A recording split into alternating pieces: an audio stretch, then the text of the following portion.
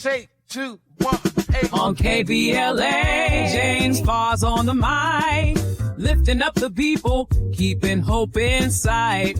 With Altadena spirit, he fights the good fight, speaking truth to power, shining the light.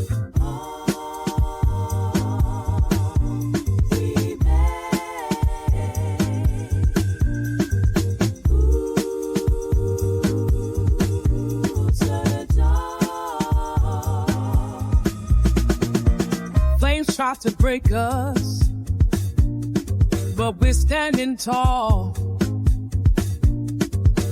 Lost our homes, but we ain't lost at all. Through the smoke and the ashes, we see the sun. Altadena's fight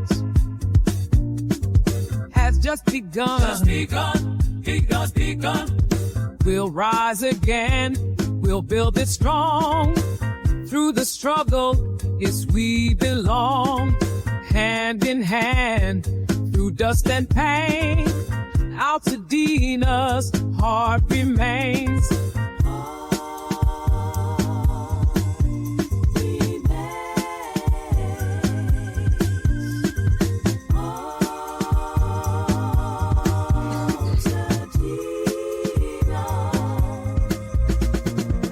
Live from Leimert Park, KBLA Talk 1580. You're listening to The Conversation Live, Altadena Rising, and I'm your host, James Farr.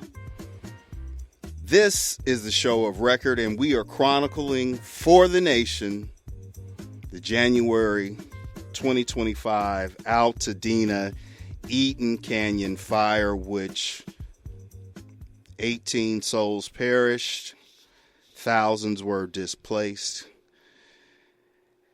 and we're here to continue to talk about it. I really want to thank you for allowing me into your living rooms this morning, your kitchen. You know, maybe you're in the garage or the backyard. You're preparing for activities over the weekend with the family. Thank you so much for allowing me to share this space with you. And before we get started with today's program, and I'll tell you more about it, I want to invite you to follow us on social media, KBLA 1580. You can follow me also at James Farr Live across all social media platforms. And if you've missed any of our previous episodes, you can find my episodes, Conversation Live episodes, all your favorite KBLA podcasts over wherever you get your podcast. My favorite place just happens to be over at the station's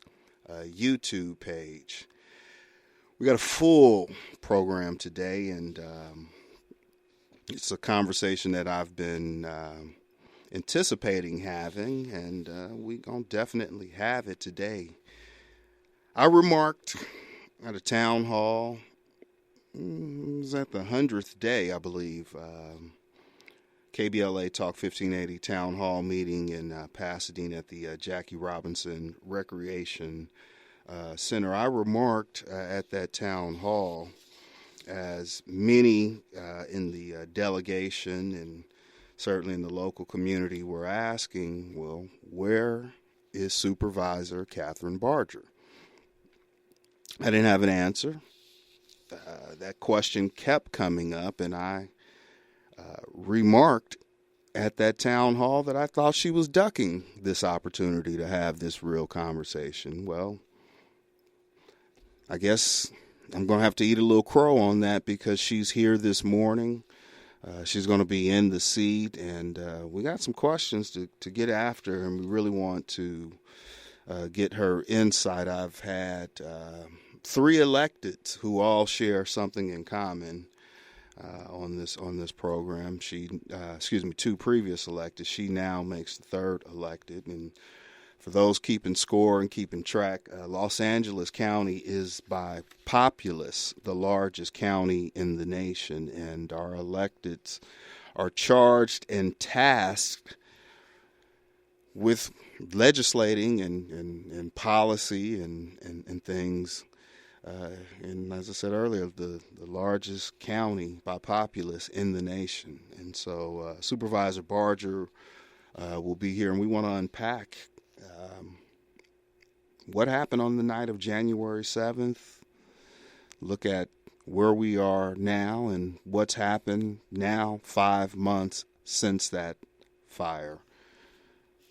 It's Father's Day weekend, and I want to send a big, I guess if I could hug the air, right? I'm hugging the mic right now. Y'all can't see this, right? But big bro hug to all the fathers out there, all the black daddies. Give yourself some love this morning, and think about all of the community fathers who serve in that gap for many in the community. It may not be your biological father that has that words, has that wisdom, has that advice, has that ability to pull you over and say, hey, bro, hey, young brother, there might be a different way that you might want to go about that. And I'm grateful for some of those community fathers that I grew up with. We talk about mentoring, or as Brother Tatum used to say it, Deacon Tatum used to say it at the church, mentoring, right? Y'all got to forgive me, I talk in cursive sometimes, but I appreciate those in the Altadena, Pasadena community. And if I start calling names, I'm going to get in trouble because I'm not going to remember all the names. But I thank all of the brothers in the Altadena community who are listening this morning. It is a community where everybody knows somebody that knows somebody that knows somebody. And just grateful to have y'all in the space with me and love on me, my family, and my young son. And I'm a dad too, and I really want to thank my wonderful wife for, she been married 26 years, and I joke that she is my baby mama, and she has made me the father to two wonderful two kids, two wonderful daughter, just graduated high school, on her way to an HBCU, and then the smartest 10-year-old black boy I know, my son. So I appreciate you, babe, for sharing that space and sharing them kids with me. When we come forward, we got some business to get to. Supervisor Kathryn Barger is in the seat. She's the 5th district in the County of Los Angeles Board of Supervisors representative. She's also my County Board of Supervisors representative. So I'm, this is part interview, part constituent, but really it's going to be a real conversation. Only on KBLA Talk 1580. We got your black. KBLA Talk 1580 is an intervention. When we come forward, includes you. KBLA Talk 1580, turning pain into power. We knew you'd stick around. This is LA's home for progressive talk radio. Welcome back to KBLA Talk 1580.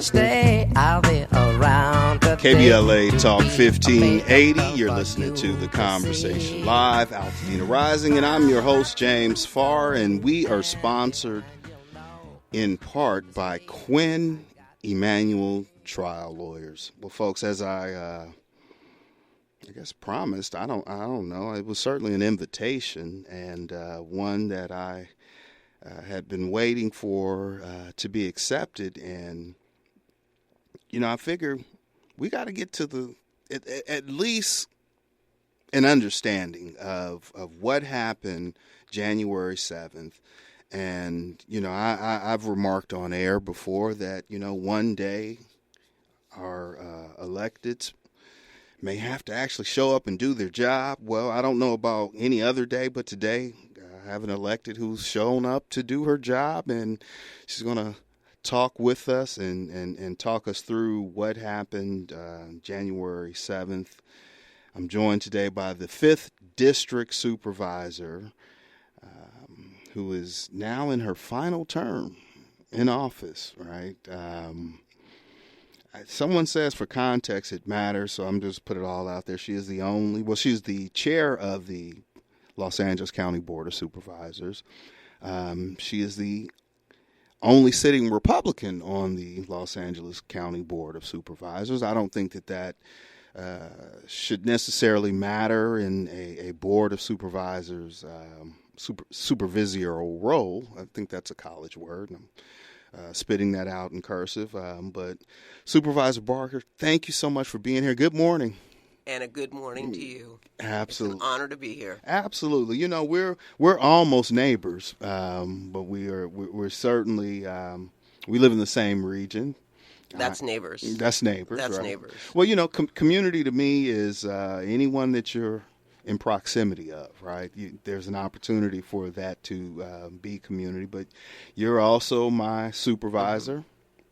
You have a very important job. I mean, it's probably geographically the largest portion of the county. Yeah, same number of constituents, but large, with the mountains going up to the Antelope Valley. Antelope Valley on Yep. Kind of east to Pomona. And I would argue, Supervisor Solis has Pomona, but Okay. I would argue probably the most diverse district. You think so? I think so. I don't know. I mean, I think so. To me, and we're gonna get to the fires, folks. Yeah. But to me, it when you kind of get out of the Pasadena, Altadena, kind of that, what are we, the crown of the jewel of the valley, it kind of feels like the rest of the country. Like when I get out to Lancaster, and it kind of, it feels a little, it's, yeah. A lot of people different. from the Pasadena area and Altadena their families moved out to the Antelope Valley. Well, a lot of them are moving because of cost of living. And that 100%. that is a migration. But I don't want to burn the clock, and I want to use our time as wisely as possible. Right now, and I think it certainly warrants where we are in our society and our nation, right here in our city, in our county. But what's happening with these ICE raids, right? It's heartbreaking.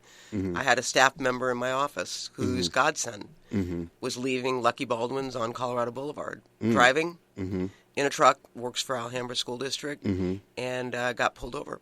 And no ID given, no explanation, and someone was filming it. So they asked him to get out of his truck, and he wouldn't. He doesn't know who they are. Long story short, they saw themselves being filmed, jumped in their car, and took off. Were they ICE agents? I don't know. But it sends a chilling feeling across the region to have this happening. It's unacceptable. I mean, you say it's unacceptable. I mean, but it is something that is, being spearheaded by the Trump administration, and you've had ties with Trump and been a supporter of Trump in some ways. No? No. So you don't support what's happening now? I did not endorse Trump. Okay. That, I have to say that, and I appreciate you. I am the only sitting Republican, but this is a nonpartisan office, and I got elected in a district that is heavily Democratic, and it's in part, I believe, because I don't represent a party. I represent the people, and I've bucked the party time and time again. And I will continue to do so. And, this is my last term, so it's not as though I'm doing anything to get reelected. I do this because it truly is my passion. I mean, because you worked under former Supervisor Mike Antonovich, and so I'm sure there's a lot of lessons learned in leadership. So you didn't just kind of show up into the space. In 3 terms? Yeah, I started as an intern, actually. I interned in his Pasadena field office when it was in the courthouse. So, yeah, I mean, it benefited me because this job is not 9 to 5, and it is about constituents. By the time they call our office, they've tried and exhausted every avenue, and they want answers, and they want to be heard. So what's happening again, and I don't want to move past this, but I think about what happened with Senator Alex Padilla, right? Like, you're an elected, right? I mean, in a very high level elected, right? Do you feel concerned about your safety as well? I mean, because I what I saw, them putting hands and handcuffing him, is that where we are? Yeah, well, that, and then combined with what happened today with the shooting in Minnesota of an elected official, it is concerning. I mean, it's obviously something that I take for granted, the fact that I live in the area, so I do let my guard down. I shop, I run errands and all that. But it is a wake-up call that the rhetoric that's out there is really creating a lot of anger. And there are people, and not the vast majority are peaceful. It's that one, less than 1% that are causing a lot of concern. I know amongst electeds who are questioning their safety, and this should not be the country we live in. It should not be. I mean, it's a police riot. I mean, it's horrible. It's instigated. Let's get into January 7th, right? 6:30 or so, the fire in Eden Canyon, right? And just, for context, we're not comparing what happened to Palisades to Altadena, but we are specifically talking about that region and that fire. 6:30 fire happens. Where are you? What are you hearing? What are you being told? So I was notified, obviously, living in the area, and you live in the area. I don't remember the winds being like that. It was terrifying. Yes. My windows were shaking. I actually looked to see a tree in my backyard, thinking if it fell, would it fall on my bed? Never have I thought of that, but these were the type of things. And then I got notice that there was a fire in Eaton Canyon. And we've had fires up in the canyon before. And was getting notified that the fire is spreading, and it spread over towards St. Luke Hospital. And then I got a notification that the nursing home there was being evacuated. They were bringing in personnel and MTA buses to get people out because a lot of them were not ambulatory. And then it just started ratcheting up. It just started getting more and more aggressive. And that's pretty much when the notification came to me. And so there was like at least a week warning, right? That winds were expected to be the red flag warning. 100%. That winds were expected to be 100% high. Extremely high. 100%. Red flag. 100%. And so kind of in that process, I mean, was there an acknowledgement or an awareness that particular area was more susceptible to burning because of the overgrowth and it had burned in decades? No, here's what I will say. Chief Maroney kept over all personnel because he recognized that this was a red flag, but it was a red flag that was taking estimated winds up to over 100 miles per hour. In L.A. County, as we've said, it's not fire season, it's year-round. So he had to strategically figure out where to place personnel because it's not just in the foothills here. We've got up in Santa Clarita, we had a fire go shortly after the Eaton Canyon fire. Agua Dulce, all that area up there. So he was strategic in how he was placing personnel. But no doubt Altadena and Pasadena, that whole area there, was on his radar. I mean, because the fire spread so quickly, right? Neighbors and community members talk about fire engines just passing their homes. There's concern about water supply. Like, how does all that get mixed up? Because, I mean, like I said earlier, 100%. you got one day we expect it all to work, right? Yeah. Why didn't it work that day? So, I say this and I mean it. Transparency is important because people don't trust what's being said. So we've got to be transparent in how we get the information out there. What I've said is we didn't run out of water. We ran out of pressure, but it didn't matter. We didn't have water. So that's a fact. The hydrants were all being pulled at the same time, and I'm told by fire personnel that the system couldn't could not meet the needs at that moment. We're looking now at the water agencies, the three, because we've got to rebuild the infrastructure so that we actually don't have a situation where water pressure is out. Although I don't know if we'll ever see a windstorm like what we saw again. I have a friend who lives over on the west side who did not get a notice for evacuation and literally was out there trying to hose down, and by the time he turned around, the fire was on top of him. Right. Got out by the grace of God. Well, Supervisor, I mean, respectfully, you talk about the transparency part of it, and we want to believe, like, our electeds and those who are in the position. But you, similarly to Mayor Karen Bass, had deleted text messages. So, from a transparency perspective, we don't know what was happening and what your immediate response was. I own that. I set my text on 30-day deletion. There's believe me, I'm probably the most open. I mean, I don't have any reason to hide my discussions with Karen Bass, and she released them. I have no problem with that. The texts were, quite frankly, she was on a plane back to L.A. and wanted to make sure that if we were coordinating on the ground. And I let her know yes, and told her, have a safe trip back. I'll be here. That was it. But you're right. I mean, I owned it. I didn't hide it. When they asked for it, it is what it is. And I'm not going to say that it was the right thing to do, but it was not done with this intention of hiding anything.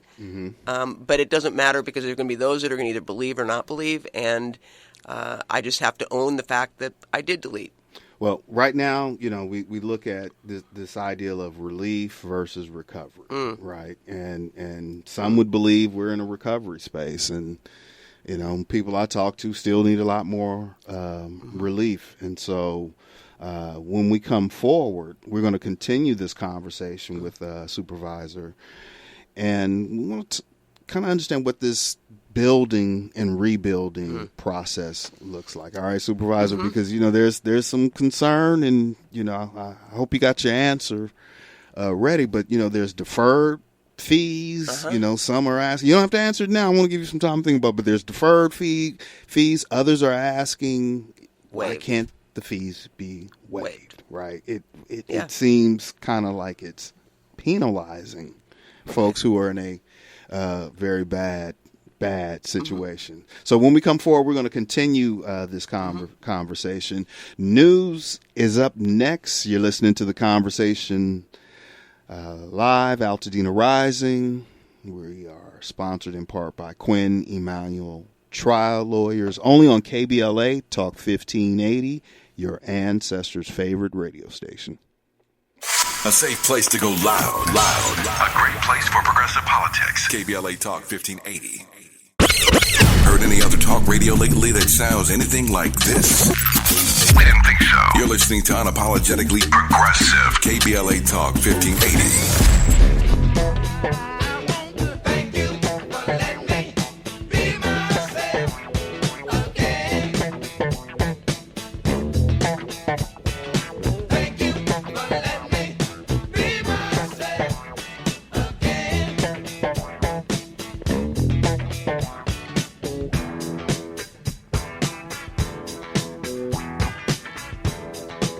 Late Talk 1580. You're listening to the conversation live, Altadena Rising. I'm your host, James Farr, and we're in studio right here in Leimert Park with the supervisor of the 5th District of Los Angeles County, Supervisor Kathryn Barger. Did I hit it? Did I hit it right? It's fine. I'm gonna get this right. No, it's fine. It's either way. No, it's not. It's not okay. But we're gonna get it right. I want to get to the fee waivers and this rebuilding stuff, but the alerts, right? I cannot move past the alerts, right? I was fortunate to get one. I don't know any other way to ask it, Supervisor, but why black folks west of Lake didn't get the alert? Why did that system fail? Why folks west of Lake. Yeah. Well, It didn't discriminate. It did not. No. West Disaster of Lake doesn't. did not. No. And that is why I took it out of the hands of fire and sheriff and hired an independent outside agency to do a drill down. They pulled all the 911 tapes. They've interviewed law enforcement, fire, residents. Mm-hmm.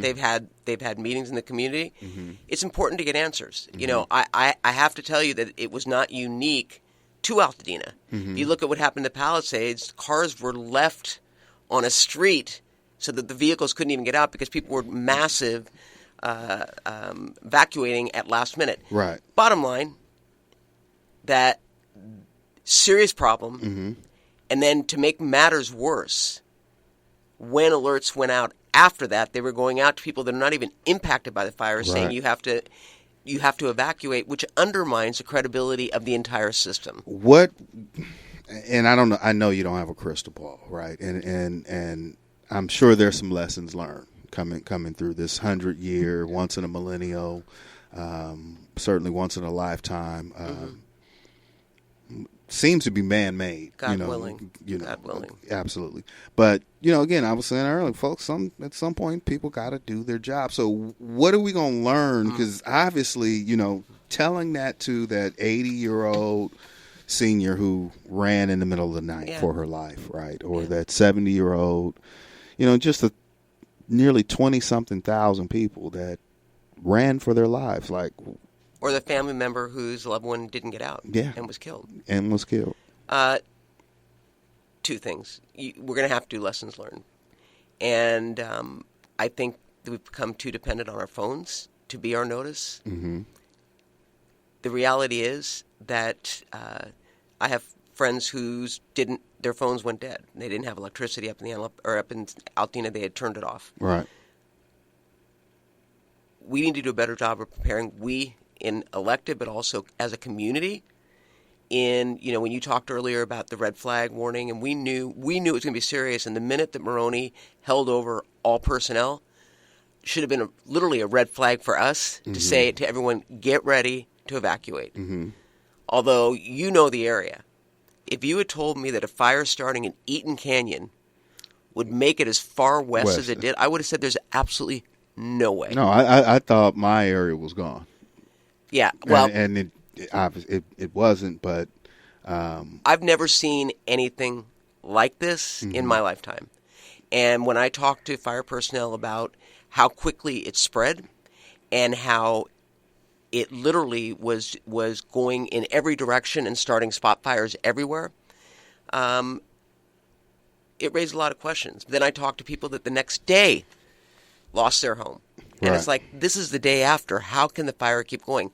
These are questions that I have my own thoughts, but I want an independent review to be provided. People deserve answers. We're looking at rebuilding right now, right? And earlier, you had remarked you were surprised about the number of permits that have been issued, right? Some say government does things at two speeds, slow and slower, right? It's not equipped to move as fast and as efficiently, right? One, your motion to defer permits, fees, right? On Tuesday, we're doing it. Why not waive the fees? Two reasons. Number one, I've got to identify how we're going to pay for it. Well, how long does that? Can we pay for it? Or I've identified means to do that because listen, there's a lot of things going on right now. As you know, we talked about ICE. The governor submitted an application or a request to the feds to provide us with funding to build infrastructure, water, for example. I don't know if that's going to come to fruition. I honestly don't know how the federal government's going to respond to our ask. I say that because we are looking to create an EIFD, which is replacing redevelopment, that's going to be used to generate funding for us to do things beyond just the rebuilding, and that is the fee waivers. So what I'm asking my colleagues to do, it's not going to happen tomorrow in terms of the funding, but I'm confident I'm going to be able to identify the funding. So I want to do a deferral which means that when you pull your permits, you're not going to pay. You're not going to. You mean pay out of pocket, but somebody has to pay it, right? Or would it be waived?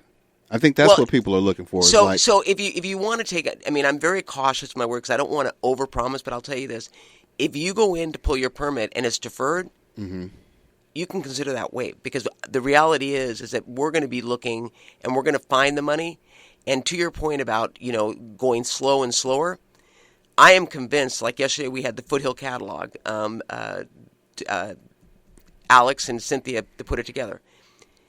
When you have those set of plans that are already approved, the cost goes down significantly. I would argue it's zero. So I am aggressively working on this. But I can't say waive unless I identify the funding. I can defer, which means that right now it's my problem, not theirs. They can come in and pull their permit. My job is to figure out how to pay for it, not theirs. Well, I'm working on it. That message isn't landing, right? What people are hearing is that there's something on the back end, right? That they are individually going to be responsible. How about? And I'll clarify that then, because to me, my goal is to have no costs for permits for people in Altadena, none. And I would even argue that Edison should probably step up to the plate and address the fact that that they had a role in all this, and to rebuild is important. We're pushing them to go underground. They're going to go underground. Yeah. On the rebuild. I mean, perhaps you'll join me in nudging District Attorney Hockman to consider criminal charges against Edison. How about a motion to kind of expedite to 30 days this permit review process? Something that kind of tracks it much faster. Let me just tell you. I track it daily. Okay, daily. Right now, about 45 days, we're going to get it to 30. I'm confident. Mark Pastrello, the Director of Public Works, has committed to that. But I do believe that given the streamlining that we've done, and given the fact that there are neighborhoods that have actually hired an architect that's doing plans that can be submitted on behalf of 8 to 10 residents, there's no excuse for it being even 30 days in those situations is too long. So this is 100% something I'm leaning into, and the bureaucracy is not going to get in the way of the rebuild. Well, I'm gonna pass it to you for the last round of what we have remaining, and I appreciate you so much for being here, Supervisor. But I'll leave you with this, and then you can remark what you'd like for folks to know. But there are some that are saying that, and I feel differently because obviously you're here, but there's some saying that you are not in the community and ready to take the heat in more of a public forum. Will you commit to meeting in community in a moderated conversation? I guess it's on who you're talking to. There are those that maybe feel. I'll give you 30 seconds. You can maybe get I respectfully disagree. I'm in the community constantly. Now, does that mean that there are individuals? I mean, probably. But, before the fires, Altadena was diverse. Before the fires, Altadena had many, many groups that had strong opinions. I am in the community, and I stand behind the fact that I've been present. I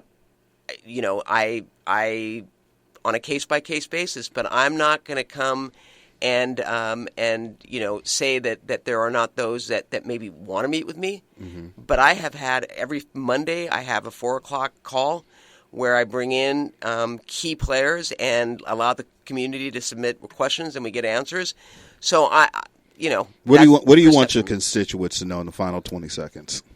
I love Altadena. I'm committed to the rebuild, and I'm committed to making it happen long after I'm out of office, because at the end of the day, this shouldn't be defined by one individual making it happen. It's got to be community-driven, and it's got to be sustainable beyond any elected that's in office. How do people reach out to you if they have questions, comments? Kathryn at lac.bos.org.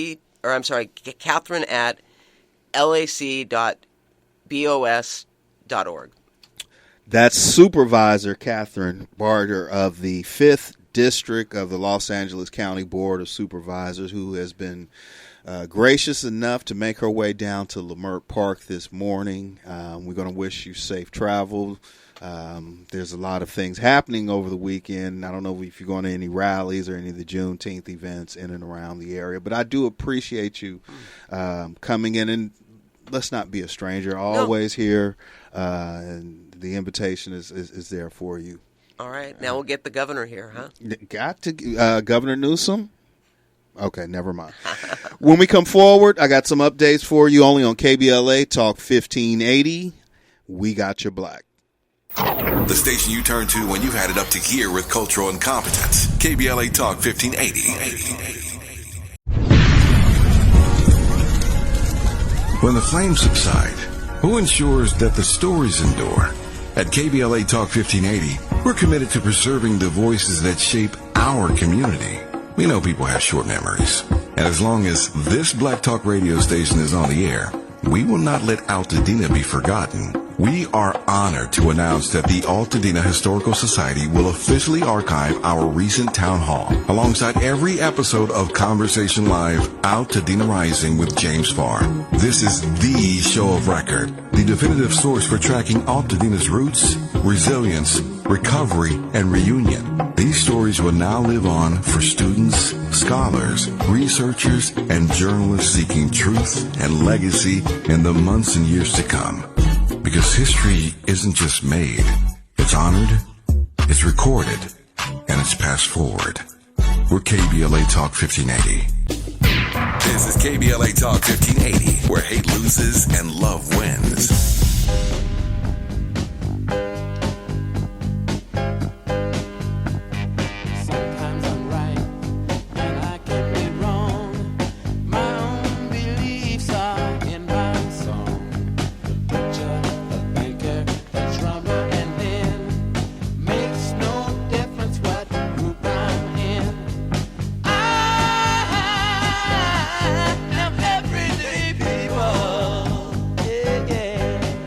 KBLA Talk 1580. You're listening to the Conversation Live, Altadena Rising, and I am your host, James Farr, and we are sponsored in part by Quinn Emanuel Trial Lawyers. Yeah, I've been playing Sly Stone all hour, the late, great Sly Stone, who made his transition earlier in the week, and I'm partial to it because he like me and me like he. Is that?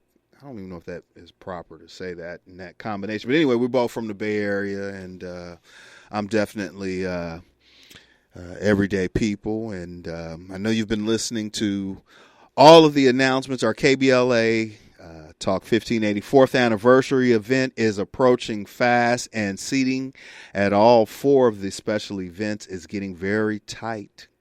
You need to register at kbla.com on our website. If you have not, let me encourage you, you want to do it right now. Stop and go to the KBLA Talk 1580 website.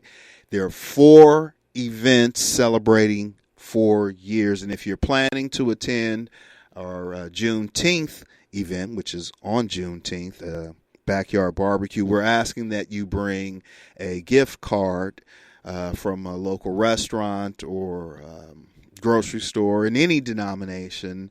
We're going to be sharing those gift cards with survivors of the Altadena Eaton Canyon fire. Many are still displaced and living in hotels. So make sure you go over to the KBLA Talk 1580 website and register. I want to see you there. I'm going to be there. This is for Altadena. We're definitely going to be outside. Also, there are some events happening today in the Altadena, Pasadena area at Metropolitan Baptist Church. There's a Juneteenth celebration. It started, I believe, at 10 and it goes till 5. And later this afternoon at City Hall, there's a roller skating jam that starts, I believe, at 3 o'clock this afternoon and goes till about 6, 7 p.m. Bring your skates. They will have skates there to rent. And then I'll see y'all next week at the San Francisco Black Film Festival, where I'll be screening 2 films, one on the Duncan family It's entitled From Nassau to Altadena. It's the story of the Duncan family, biographical documentary on one of those Potomac families in the Altadena, Pasadena area. When we come forward, it's that time of the hour where we get to a message in the music. I got a Saturday slap for y'all, only on KBLA Talk 1580. We got your black. Say the quiet part out loud. KBLA Talk 1580. We got a lot to talk about. On January 7th, 2025, the Eaton Canyon fire scorched Altadena, torching everything in its path. Homes, wealth, and legacy burned in one night. But will Altadena rise from the ashes? I'm James Farr. On the Conversation Live Altadena Rising, we're chronicling the recovery, the resilience, and justice for the nation. This is the show of record, unapologetically progressive. We're not blacking down. So join me, James Farr, on the Conversation Live Altadena Rising every Saturday at 10 a.m. Pacific with a rebroadcast on Sunday at noon. Unapologetically progressive. KBLA Talk 1580. We've got your black.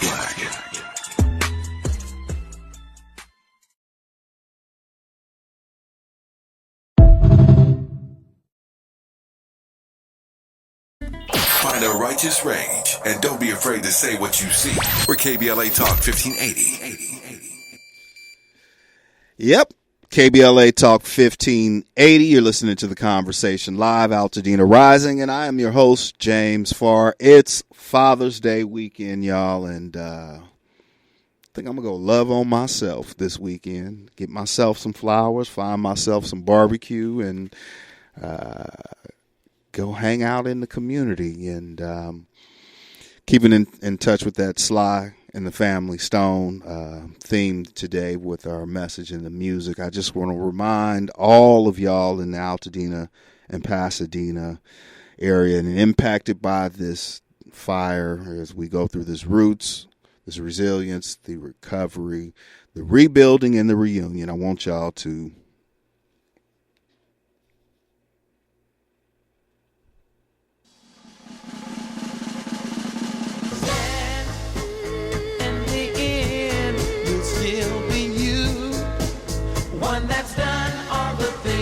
set out to do. Stand, there's a cross for you to bear, things to go through if you're going anywhere. Stand for the things you know are right.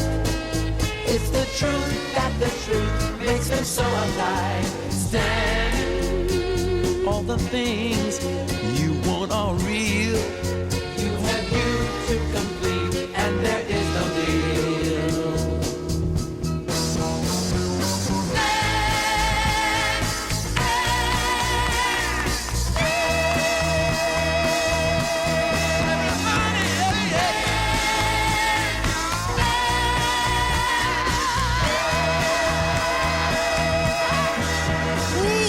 Man, you've been sitting much too long. There's a permanent crease in your right and wrong. Stand, there's a midget standing tall, and the giant beside him about to fall.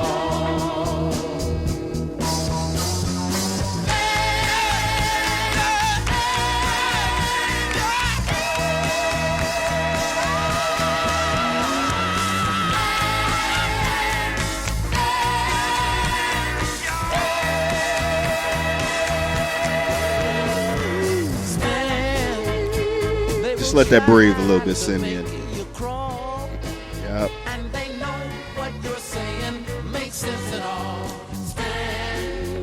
So it's going to take a lot for folks who previously may have been kind of just sitting on the sidelines when we look at what's happening not only in the Altadena community, but what's happening here in Los Angeles County. We got to definitely stand. And I believe in resistance, and resistance comes in many different ways. But make sure y'all safe out there. Make sure you know your rights. Make sure you just be careful, right? It's Father's Day weekend, and we don't need nobody snatched up that don't need to be snatched up. Big shout out to Kim, Nyla, Reggie, Tiana, who does the graphics. Simeon's on the board. Simeon, happy Father's Day to you, brother. Happy Father's Day to you, man. Enjoy that time with your babies. And I got a very special documentary crew here local to the area. Thank you all for being in studio here with me. Angela Roddick Wright is up next with The Legal Lens. And she has an amazing show ahead of us, right? So make sure you stay with us. Next week, I'm not here. Dominique will be as a part of our 4th anniversary events. We'll be doing the state of black women. It will preempt my show. So Dominique, you'll hear her voice at this time. I will be back in 2 weeks, all right? Till we have another opportunity to speak with you, as always, Agape. There's a midget standing tall, and the giant beside him about to fall.